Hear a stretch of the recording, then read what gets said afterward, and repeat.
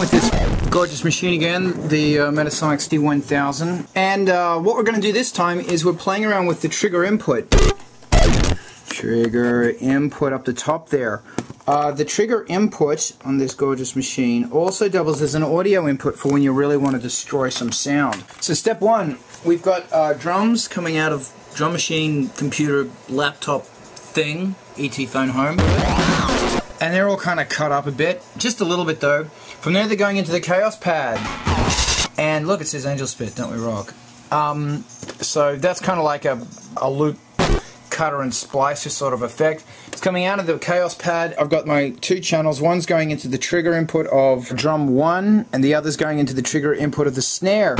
The snare on this thing has a really incredible sub-response. I'd actually be calling this, the snare drum, I'd be calling that a kick drum over these two. They're more like toms or something. Yeah, so basically we're screwing them up in here. They're going through the valves, which you can see are glowing. They're getting control voltage here, and that's coming from the what is becoming the brain of the whole operation, which is a Doepfer A550. So it's getting a MIDI signal from the computer. It's been converted to into a clock that's coming out of the Doepfer A190, which is an awesome MIDI-CV interface. Then it's coming over here and getting clock divided and all this sort of fun stuff, and it's driving this guy. There's actually 4 tracks in total, but I'm only running 2.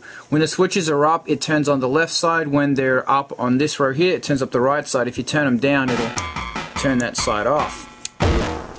Then I've got the control voltage amounts. This is the control voltage for the top switches, and that's the control voltage for the bottom switches.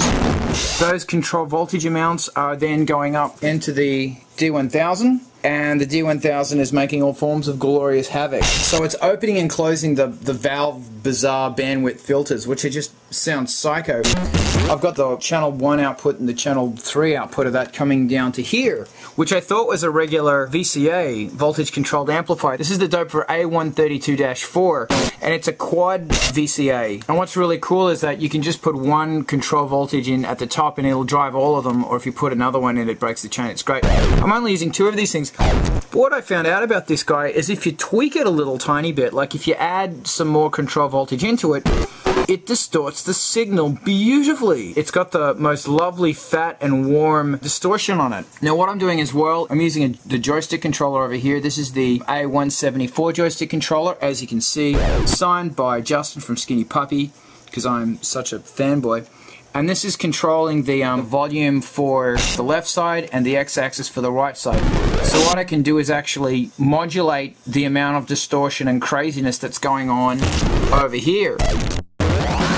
Firstly, it's being destroyed by the Kaoss Pad. Then it's getting destroyed by the A1000. Then it's getting destroyed by the A132-4. So over here, I'll be just cutting stuff up and going mayhem to town. And I've got them panned hard left and hard right, and I'll probably be taking some subs out of it, because the subs on this machine takes a lot of tweaking to get a really good sound.